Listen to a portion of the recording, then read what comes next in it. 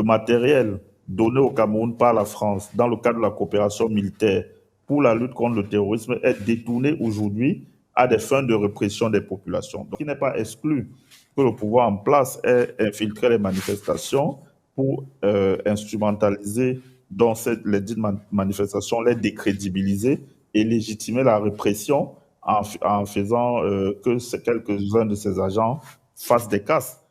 Nous pensons effectivement que l'ordre vient d'en haut parce que il y a une certaine impunité. Si l'ordre ne venait pas d'en haut, les gens qui ont donc commis les exactions ou qui continuent de commettre des exactions depuis plusieurs jours devraient au minimum déjà être sanctionnés. Est-ce qu'on a un bilan même approximatif des morts, des blessés et des emprisonnés de ces derniers jours?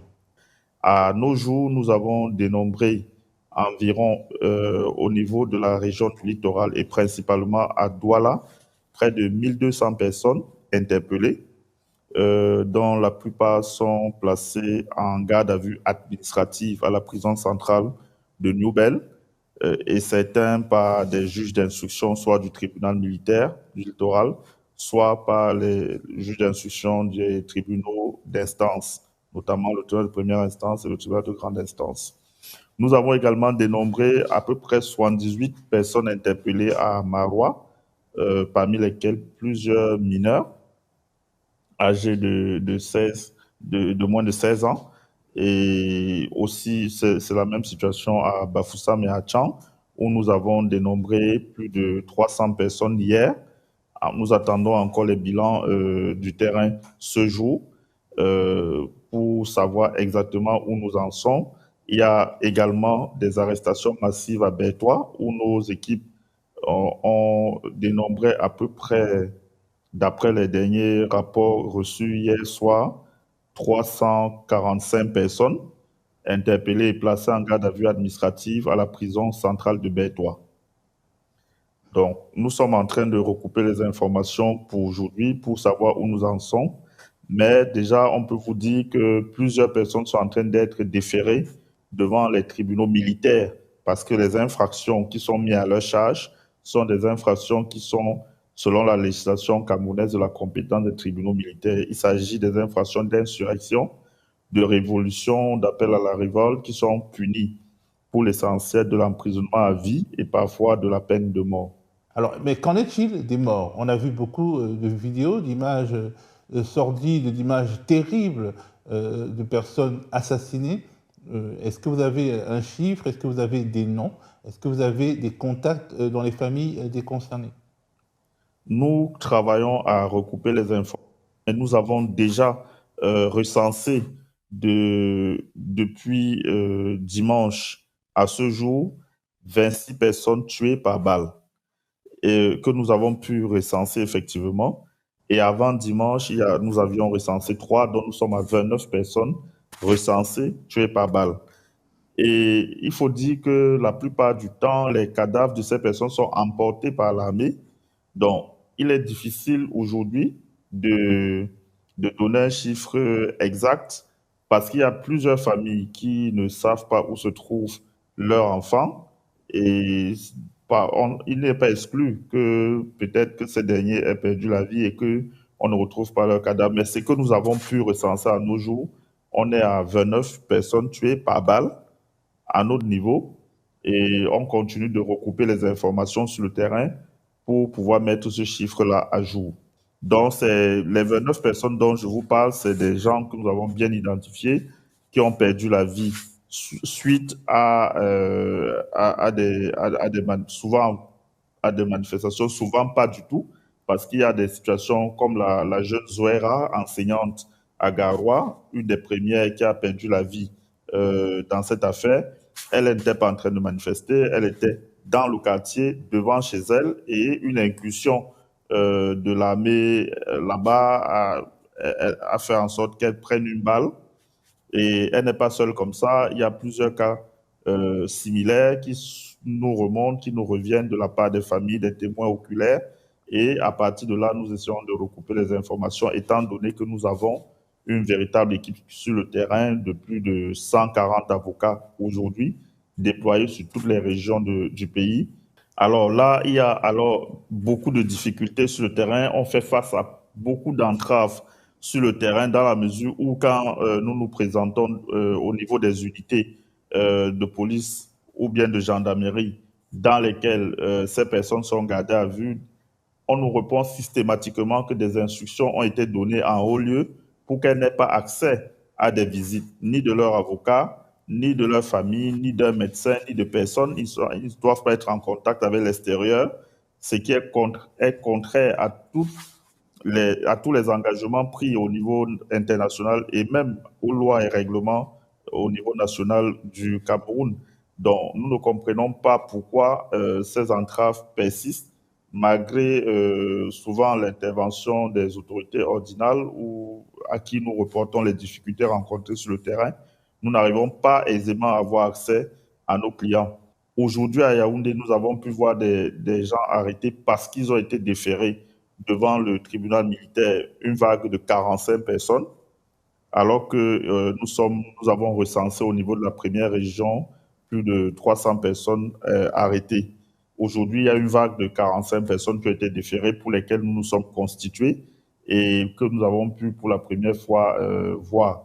Nous avons pu apercevoir nos clients parce que les conditions dans lesquelles ils sont traités, sont parqués, ils sont à découvert dans la cour, très souvent, assis à même le sol, torse nu, d'autres totalement nus.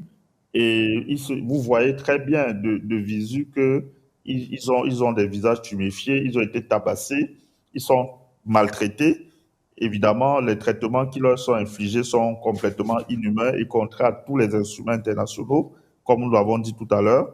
Donc, dans ce cas-là, enfin, sur cette base-là, nous pouvons vous dire que le traitement n'est pas ce qui devrait être, c'est pas ce qui devrait se faire.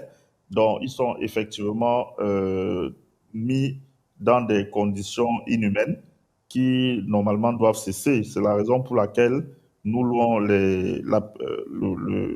l'opportunité que vous nous donnez de dénoncer ces traitements-là, parce que c'est aussi en prenant l'opinion publique nationale et internationale à témoin que peut-être que nous obtiendrons au minimum que ces personnes interpellées puissent avoir droit à un procès équitable. Parce que quoi qu'il en soit, quel que soit ce qu'on vous reproche, vous êtes présumé innocent et vous avez droit à un procès équitable. C'est tout ce que nous demandons pour l'instant aujourd'hui. Évidemment que plus largement, nous demandons la libération de toutes les personnes interpellées parce que c'est complètement en violation des lois et règlements. Ils ne sont pas en train de subir des traitements comme prévu par la loi. Ils subissent des auditions sans être assistés par un avocat. C'est très grave parce que quand nous nous présentons, là où nous parvenons même à rencontrer des gens, ils nous disent qu'ils ont déjà été auditionnés, ils ont été forcés, ils ont été torturés pour faire des aveux sans que des avocats puissent les assister, alors que c'est leur droit le plus absolu de ne pas faire des déclarations s'il n'y a pas d'avocat qui les assiste. Et l'officier de police judiciaire doit le leur rappeler et ne pas les forcer à faire des déclarations sans assistance d'avocat. Puisque les familles, nous avons rencontré plusieurs membres de famille devant les unités de gendarmerie et de police qui avaient interdiction d'accès effectivement et espéraient que nous puissions leur apporter des informations sur l'état de santé de leurs parents ou de leurs enfants ou de leur fils, de leur fille interpellés. Donc, même les membres de leur famille n'ont pas accès à eux, donc ne peuvent pas leur apporter des vivres nécessaires. Et plus grave encore, ceux qui sont placés en garde à vue administrative à la prison centrale de Nouvelle, il est précisé dans leur arrêté de garde à vue administrative qu'ils seront responsables de leur propre prise en charge, y compris s'ils sont malades, ils devraient se soigner d'eux-mêmes alors qu'ils sont sous main de justice détenus par l'État du Cameroun. Et c'est totalement inacceptable, c'est contraire à tout, à tous les principes généraux de droit et on ne peut pas continuer à vivre ça et accepter ça sans rien dire, sans lever de la voix pour dire non, ça suffit et que l'État du Cameroun doit revenir au moins humaniste. Donc, il y a très souvent de la détention au secret, très souvent, dans la plupart des cas. C'est au bout de 2, 3 jours qu'on peut avoir une information, une idée de où est-ce que une personne interpellée a été amenée. Nous avons eu vent hier qu'il y a plusieurs personnes, surtout des mineurs, qui ont été transférés à la nouvelle prison de Douala à PK19. Jusqu'ici, nous n'avions pas cette information. Nous savions que tout le monde était à la prison centrale de Nouvelle, mais non. Il y a des familles qui ne retrouvaient justement pas leurs enfants, qui nous ont alertés. Et après plusieurs recherches, nous avons constaté qu'il y a plusieurs personnes qui sont détenues dans cette prison-là. C'est une nouvelle prison qui est en cours de construction. Je ne sais pas si elle est terminée, mais elle est bien éloignée de la ville de Douala, de l'agglomération. Et donc, il y a peut-être plusieurs lieux comme ça qui restent à découvrir. Toujours est-il que jusqu'à aujourd'hui, il y a des familles qui nous alertent, qui sont sans nouvelles des membres de leurs membres et que nous ne retrouvons pas dans les unités habituelles. On a commencé à déférer des gens et au moins au niveau du tribunal, nous commençons à les rencontrer. On insiste pour savoir s'ils ont une quelconque maladie, s'ils sont sous un quelconque traitement pour éviter qu'il y ait rupture de ce genre de traitement si c'était le cas. Donc, et c'est très important. Et là, quand on empêche donc aux avocats et aux familles de rencontrer ces gens, on peut empirer des situations qui préexistantes. C'est la raison pour laquelle nous ne comprenons pas cette disproportionnalité dans la réaction du gouvernement en place qui ne veut pas garantir le minimum en termes de procès équitable aux personnes qui sont interpellées. Nous pensons effectivement que l'ordre vient d'en haut parce que il y a une certaine impunité. Si l'ordre ne venait pas d'en haut, les gens qui ont donc commis les exactions ou qui continuent de commettre des exactions depuis plusieurs jours devraient au minimum déjà être sanctionnés. Mais jusqu'à nos jours, vous n'avez pas entendu de réaction du gouvernement qui condamne ou sanctionne X ou Y bavure ou bien situation qui serait arrivée. Donc, nous voyons que l'armée a été déployée sur le terrain pour maintenir l'ordre. Et là, c'est problématique parce que vous savez très bien, une unité comme des unités de l'armée ne sont pas destinées à maintenir l'ordre public. On a la police, on a la gendarmerie, et il y a des corps d'élite dans ces deux unités, et nous ne comprenons pas pourquoi on Maître peut déployer Dufresne, des militaires. on parle beaucoup du BIR. Du BIR. Exactement, je voulais en venir pour dire que le bataillon d'intervention rapide, par exemple, n'a rien à faire en zone urbaine pour le maintien de l'ordre. On a des manifestants essentiellement pour la plupart les mains nues. Oui, il y a certainement d'autres qui ont perpétué des cas que nous condamnons si c'est avéré. Mais encore une fois, il faut diligenter des enquêtes indépendantes pour se rassurer, pour voir qui a vraiment perpétré ces cas. Parce qu'il n'est pas exclu que le pouvoir en place ait infiltré les manifestations pour instrumentaliser dans les dites manifestations, les décrédibiliser et légitimer la répression en faisant que quelques-uns de ces agents fassent des casses. Tout est envisageable, aucune hypothèse ne peut être exclue. Il faut diligenter des enquêtes indépendantes que nous appelons de tous nos voeux pour clarifier toute la situation, pour faire la lumière et savoir exactement qui a fait quoi.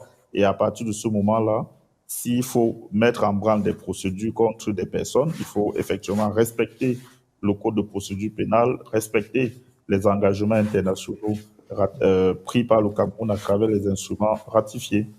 Si le pouvoir en place dit que l'heure est à l'apaisement, c'est pas en faisant ce type, en infligeant aux citoyens ce type de traitement inhumain et dégradant qu'on arrivera à l'apaisement. Au contraire, ça jette de l'huile sur le feu et c'est pénalement, on peut leur reprocher ça sur le plan pénal parce que ça participe des éléments de torture physique qui font subir, torture psychologique également, qui font subir aux personnes qui sont interpellées, alors que on n'a pas besoin d'en arriver là.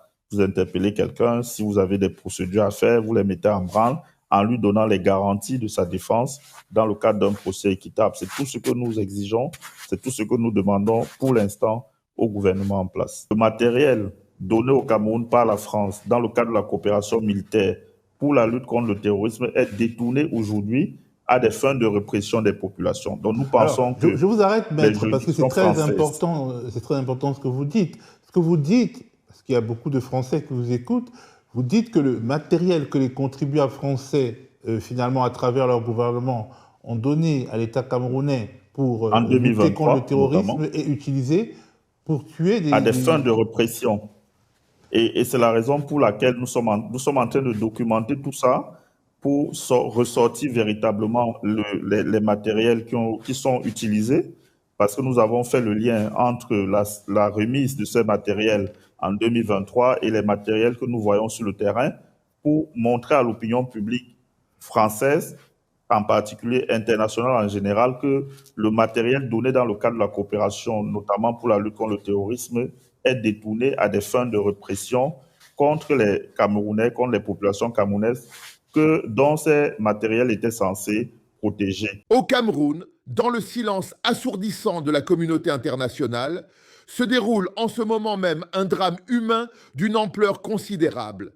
Pendant que vous écoutez ces mots, des familles pleurent leurs morts, des mères cherchent désespérément leurs enfants disparus et des hommes en uniforme continuent de perpétrer des actes qui défient toute humanité. Face à cette tragédie, un collectif d'avocats courageux a décidé de se lever. Ils se sont appelés Défense citoyenne.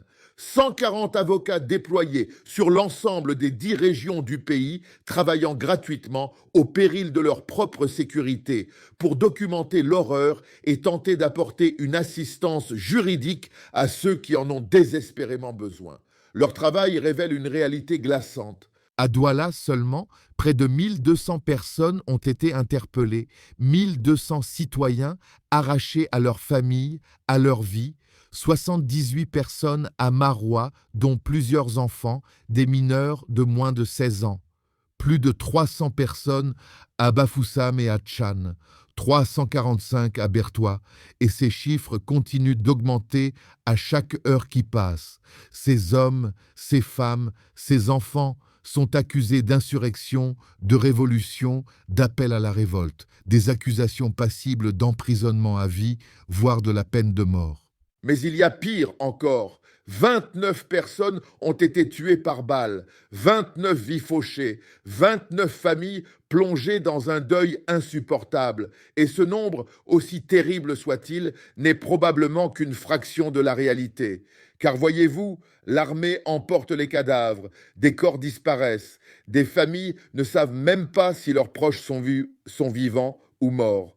Comment peut-on infliger cela à des êtres humains? Comment peut-on arracher à des parents le droit de pleurer leurs enfants, le droit de leur donner une sépulture digne? Parmi ces morts identifiés, il y a Zoéra, une jeune enseignante de Garoua. Elle n'était même pas en train de manifester. Elle était simplement devant chez elle, dans son quartier, quand une incursion de l'armée lui a coûté la vie. Une balle, une vie brisée. Pourquoi? Pour avoir été au mauvais endroit, au mauvais moment, pour avoir existé. Zoéra n'est pas seule. D'autres, comme elle, ont perdu la vie alors qu'ils vaquaient simplement à leurs occupations quotidiennes. Ces avocats de défense citoyenne mènent un travail de renseignement humain minutieux. Ils vont sur le terrain, rencontrent les familles, recoupent les informations, mettent des noms sur les victimes, documentent chaque cas. C'est un travail de fourmi, épuisant, douloureux, mais absolument nécessaire. Car chaque victime mérite d'être reconnue, chaque histoire mérite d'être racontée, chaque crime doit être documenté. Mais leur mission se heurte à des obstacles systématiques. Lorsque ces avocats se présentent dans les unités de police ou de gendarmerie pour voir leurs clients, on leur oppose une fin de non-recevoir. Des instructions ont été données en haut lieu, leur dit-on. Les détenus ne peuvent voir ni leurs avocats, ni leurs familles, ni leurs médecins. Personne. Ils sont coupés du monde extérieur, en violation flagrante du droit camerounais et des engagements internationaux du pays. Quand, par chance, ces avocats parviennent à apercevoir les détenus, ce qu'ils découvrent glace le sang. Des hommes assis à même le sol, torse nu, certains complètement nus. Des visages tuméfiés, des corps portant les marques évidentes de coups, de tabassage, de torture, des conditions de détention inhumaines et dégradantes, et ces personnes sont auditionnées sans assistance d'avocats, forcées à faire des aveux sous la torture. Où est l'humanité dans tout cela? Les familles, elles, attendent désespérément devant les postes de police et de gendarmerie. Elles espèrent des nouvelles. Un mot, la confirmation que leur proche est au moins en vie. Mais on leur refuse l'accès. Elles ne peuvent même pas apporter de la nourriture ou des vêtements. Plus grave encore, à la prison centrale de Newbell, les arrêtés de garde à vue précisent que les détenus seront responsables de leur propre prise en charge. Même s'ils tombent malades, ils devront se soigner eux-mêmes. Comment est-ce possible? Ces personnes sont sous la garde de l'État camerounais. L'État a une responsabilité envers elles, quelles que soient les accusations portées contre elles. Et puis, il y a les disparitions. Des personnes sont interpellées et disparaissent littéralement. Il faut parfois 2, 3, 4 jours pour découvrir où elles ont été emmenées. Des mineurs ont été transférés dans une nouvelle prison à PK-19, loin de Douala, sans que quiconque ne le sache. Des leaders comme Anizé Khan ou Kam Chameni ont été détenus au secret pendant des jours avant qu'on ne découvre qu'ils étaient au secrétariat d'État à la Défense. Des pressions psychologiques ont été exercées sur Marianne Simon et Canet, à qui on a fait croire que son frère était mort, sachant qu'il souffre de maladies chroniques. C'est de la torture psychologique pure et simple. Tout cela ne peut pas être le fait d'initiatives individuelles. L'absence totale de sanctions contre les auteurs de ces exactions, le déploiement de l'armée pour le maintien de l'ordre, le zèle avec lequel ces opérations sont menées, tout indique que l'ordre vient d'en haut, du plus haut sommet de l'État. Car pourquoi déployer le bataillon d'intervention rapide, une unité militaire d'élite, contre des manifestants désarmés? Le BIR n'a rien à faire en zone urbaine pour le maintien de l'ordre. Il existe des forces de police, de gendarmerie formées pour cela. Les témoignages parlent de rafles aux faciès, de contrôles discriminatoires visant particulièrement les personnes originaires du nord du pays, des scènes d'humiliation filmées à la sortie de mosquées. Comment peut-on parler d'apaisement quand on inflige de tels traitements dégradants à des citoyens? C'est jeter de l'huile sur le feu, c'est creuser des divisions qui mettront des générations à guérir. Et voici un élément qui devrait particulièrement interpeller l'opinion française et internationale. Le matériel fourni par la France au Cameroun dans le cadre de la coopération militaire pour la lutte contre le terrorisme est détourné. Oui, détourné. Utilisé non pas pour protéger les populations camerounaises contre Boko Haram, mais pour réprimer ces mêmes populations. Les avocats de défense citoyenne documentent actuellement ces matériels remis en 2023 et utilisés aujourd'hui dans les rues. Les contribuables français doivent savoir que leur argent sert à financer la répression au Cameroun. Face à cette situation, que peut-on faire? Ces avocats préparent une plainte auprès de la Cour pénale internationale. Ils documentent méticuleusement chaque cas pour s'assurer que les infractions relèvent de la compétence de la CPI. Ils envisagent également de saisir le parquet près le tribunal judiciaire de Paris concernant le détournement du matériel français. Mais ils ont besoin d'aide. Aide financière, aide technique, aide logistique. Le mouvement Stand Up for Cameroon collecte des ressources. Des informaticiens sont nécessaires pour agréger les photos, les vidéos, les témoignages. Alors je lance cet appel solennel. Aux dirigeants camerounais, où est votre humanité? Ces personnes que vous faites torturer, humilier, tuer, ce sont vos compatriotes. Ce sont des pères, des mères, des fils, des filles. Ils ont des rêves, des espoirs, des familles qui les aiment. Comment pouvez-vous dormir la nuit en sachant ce qui se fait en votre nom? Aux hommes et femmes en uniforme, vous n'êtes pas des machines. Vous avez une conscience. Les ordres ne justifient pas tout. L'histoire jugera vos actes. Un jour, vous devrez regarder vos enfants dans les yeux et leur expliquer ce que vous avez fait. Choisissez le camp de l'humanité. À la communauté internationale, votre silence est complice. Le Cameroun a ratifié des conventions internationales, pris des engagements. Il les viole systématiquement. Où êtes-vous? Tout ce que demandent ces avocats, ces familles, ces citoyens, c'est le minimum. Un procès équitable, le respect des droits fondamentaux, la présomption d'innocence, le droit à une défense. Est-ce trop demandé? Est-ce que ces principes ne sont valables que pour certains et pas pour d'autres? Le Cameroun traverse un moment charnière de son histoire. Les choix faits aujourd'hui marqueront le pays pour des décennies. Il est encore temps de choisir la voie de l'humanité, du dialogue, de la justice. Il est encore temps d'arrêter cette spirale de violence. Mais le temps presse. Chaque heure qui passe ajoute de nouvelles victimes à la liste. Les 140 avocats de défense citoyenne continueront leur travail gratuitement, courageusement, parce qu'ils croient en la justice, parce qu'ils croient que leur pays mérite mieux. Soutenons-les, faisons entendre leur voix et surtout, n'oublions jamais les 29 morts, les milliers d'emprisonnés, les familles brisées. Leur combat pour la dignité est notre combat à tous.